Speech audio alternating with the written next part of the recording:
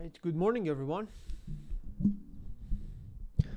Welcome to July 13th pre-market session. Let's get started. Good morning. Good morning. Sarah Objective. Good morning, everyone. All right, let's get started. So, first about the overall market, we are seeing the S&P and Nasdaq pushing lower and are down 39 and 350 points, and crude oil is approaching 75-ish zone again. It's right below the 200 SMA, but it's slightly pushed higher because of the weakened conflict and basically US-Iran conflict and geopolitical tensions, and we'll see how it will hold around these areas. This is a very critical point for oil. If it pushes higher, get above 76 zone, we might see oil moving all the way higher to around 80 points, and then if that happens, we're gonna probably see some sort of correction in the equities market. Semiconductors are the weakest sector so far in the pre-market, and which we will talk about them one by one.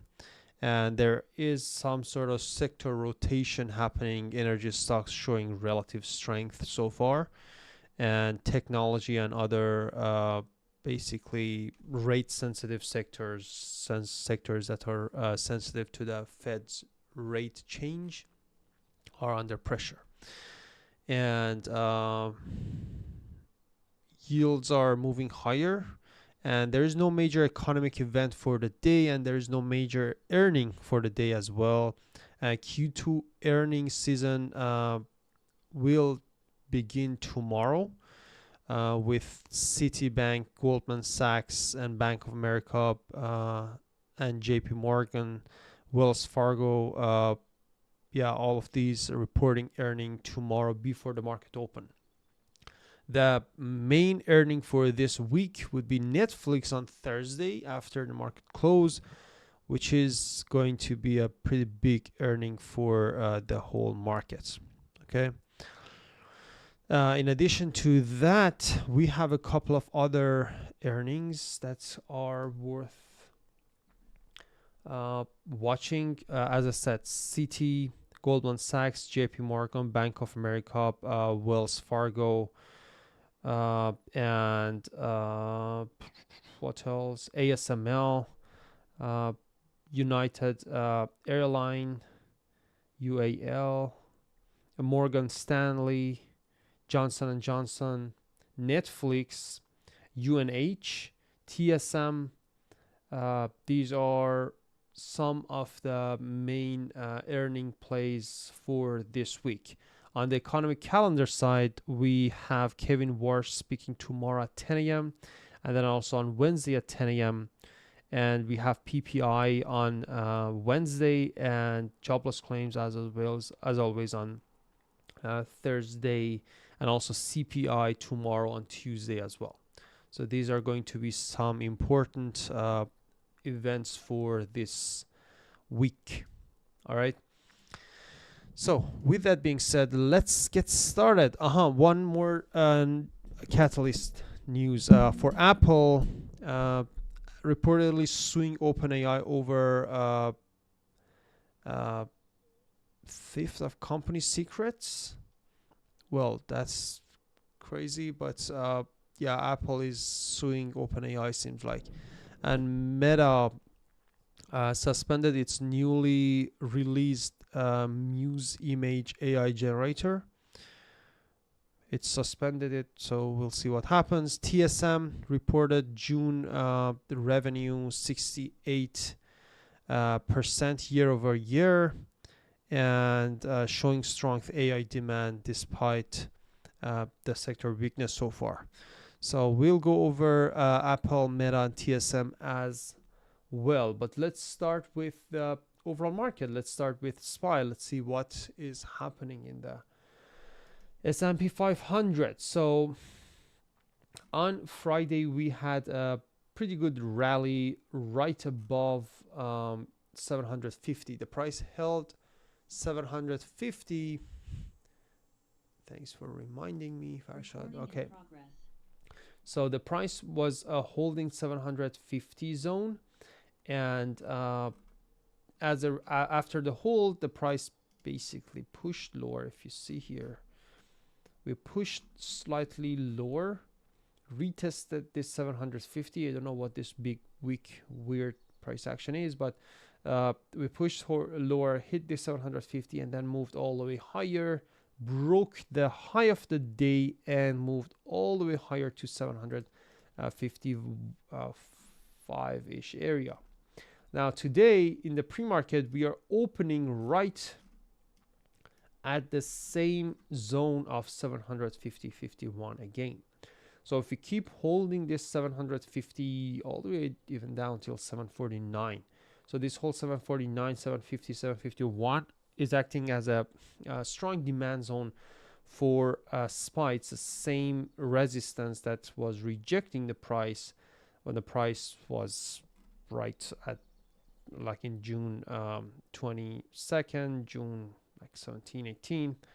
It repeatedly rejected, the price rejected this zone, and now we're holding right above it, clearly holding as a strong demand zone.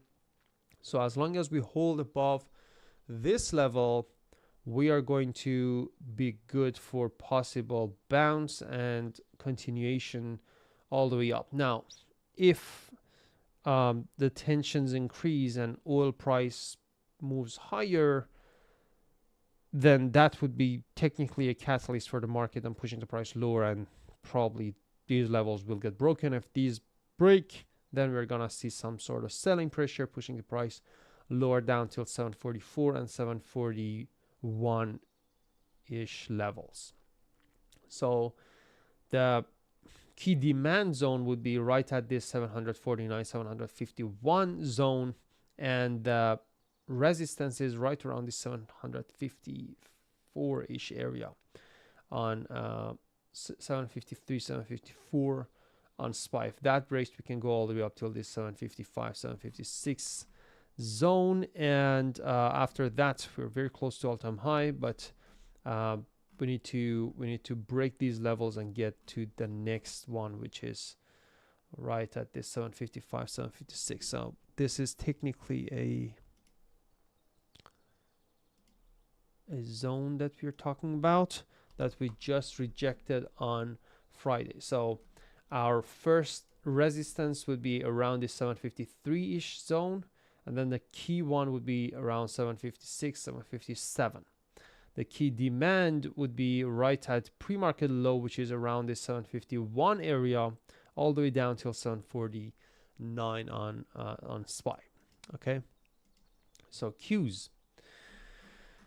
Qs held above the key demand of 713, but it was not really able to break through this resistance of,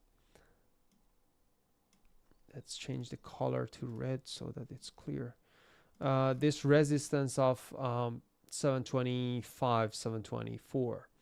So this is the same zone that we have been in the last week, and if you see on last week, basically the price broke above 712.13 zone, held the level, pushed all the way higher, rejected 725, pushed back down, retested 725 again. On Friday, 725, 726, it even pushed a little bit higher in the after hour, but then it went all the way down and retesting 716 again. So on Qs, we are technically trading in this range again. So the key zones on watch for me would be right around the 713.14 area, and the key resistance is again 722 all the way up till the 725 resistance. If it just stays in this range, I wouldn't be interested in trading it. The 9 EMA on daily chart is right around the 715 as well. So we will need to see some sort of breakout on Qs or a breakdown below the key demand zones for a cleaner price action. If it just stays in between 715 and 720 and just like consolidates in this range, I wouldn't be probably interested in trading Qs at all. It's just technically at a big demand zone. In case of a bounce, we might see some sort of clean price action toward upside, breaking 725. And I think if we break this zone, then we can see some sort of clean price action for a possible continuation up till 728 and then 732 on Qs. All right. If we break this zone, then we can go down till 705. Dow Jones, after this big rally, it just pulled back, and in the last 2-3 trading days, it was just consolidating right above this 520. So it is slightly pushing higher, trying to get above 526 zone. If it gets above 526, we're gonna see some sort of bullish movement, probably pushing the price higher all the way up till 529 and 32, which is the all-time high. But the key demand would be around this 519, 520 on Dow Jones. SMH is relatively weak, as you see here. The price bounced above around 50 SMA on Friday.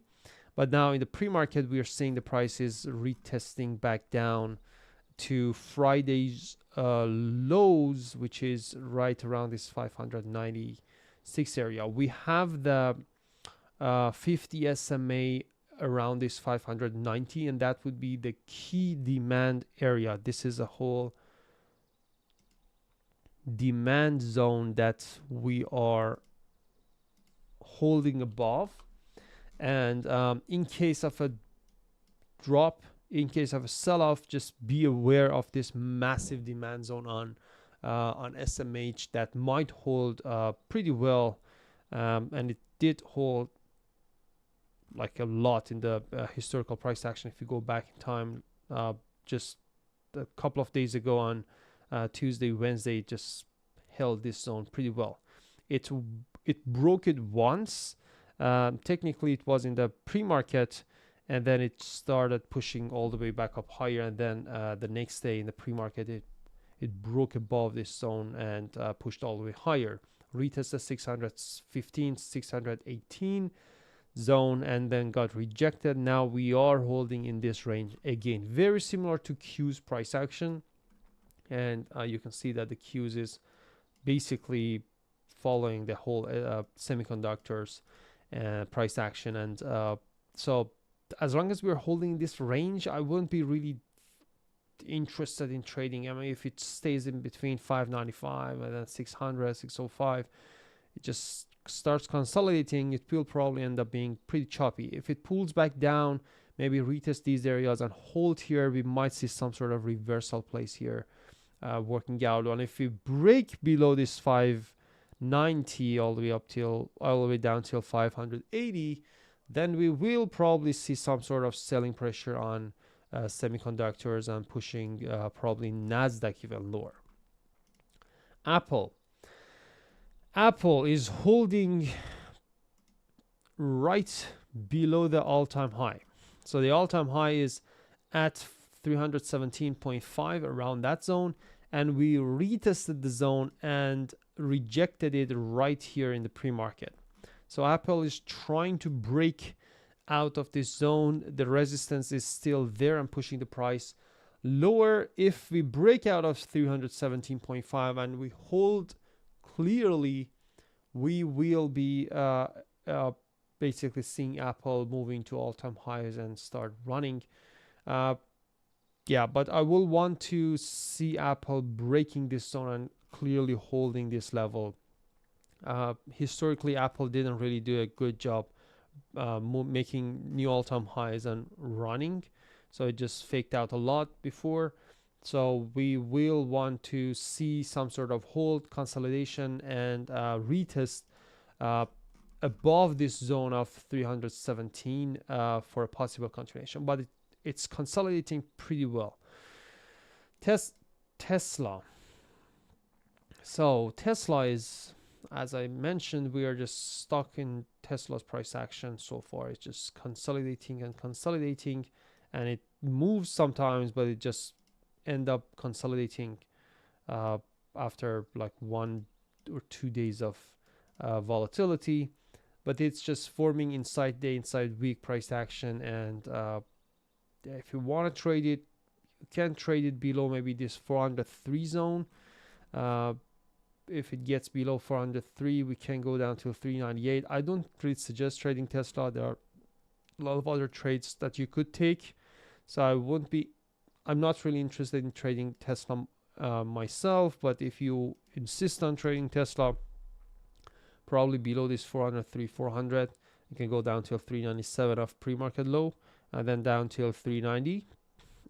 But the key zones I'm looking for Tesla to break would be this 420 or 390 zones to break and give us some sort of clean bullish or bearish price action. Nvidia had a pretty good rally on Friday, right? It was a massive run on Nvidia. It just went all the way from 200 all the way to 210. Pretty wild price action, and now it's holding pretty well. So this is the same zone that we rejected back in Thursday, and then on Friday we broke this zone, retested the zone, and then boom, pushed all the way higher to 210.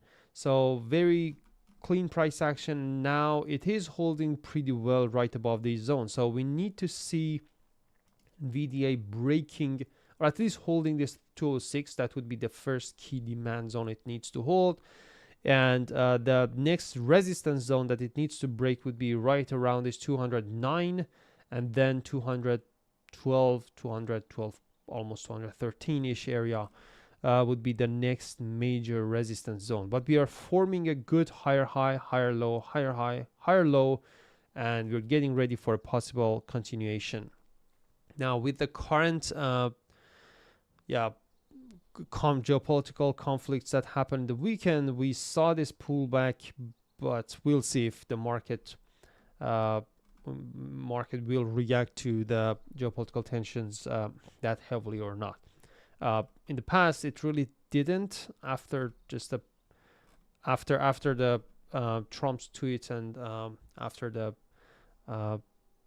so-called end of war, the market technically didn't really react. So we'll see what happens this time. But the key zones on watch still would be 206 and 206 as the demand zone. If that breaks, we can go down till 204 and then 202. But I would like to see this whole 204, 206 hold for NVIDIA for a possible bullish continuation. The 209 and 211 till 213 would be the key resistance zones on watch on NVIDIA. But we'll wait for the market to open, and depending on the price action, we'll see how the price will react to certain zones on NVIDIA. Google is just consolidating. AMD pretty much the same. It is just consolidating right below this resistance zone. It is holding pretty well. I like this consolidation and hold on AMD. The strength is there, but it cannot break out of this 550, 560 resistance zone. It tried on Thursday, got rejected. Tried on Friday, got rejected.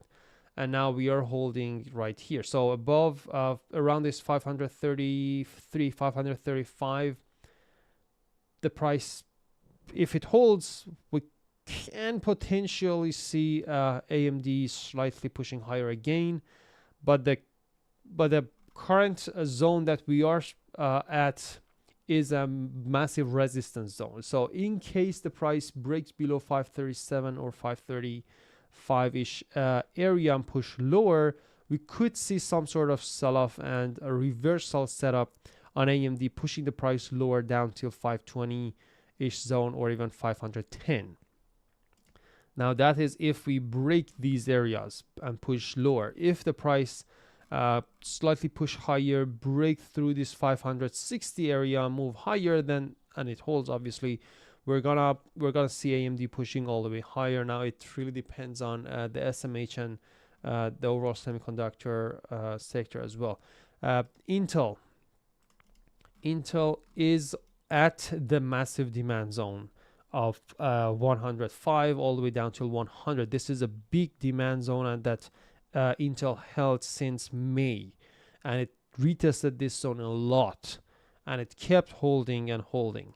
So right now, Intel's price action and hourly chart is not really looking that bullish, and it is technically pushing lower, but the key zone of 104 should be on watch, and all the way down till 100. Now what happened on Intel is interesting. We technically broke below 50 SMA on daily chart, right? Retested the zone and got rejected.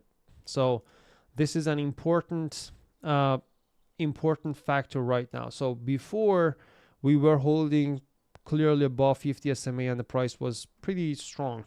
Now things changed. We are holding below the 50 SMA and the moving averages, and the price just got rejected there.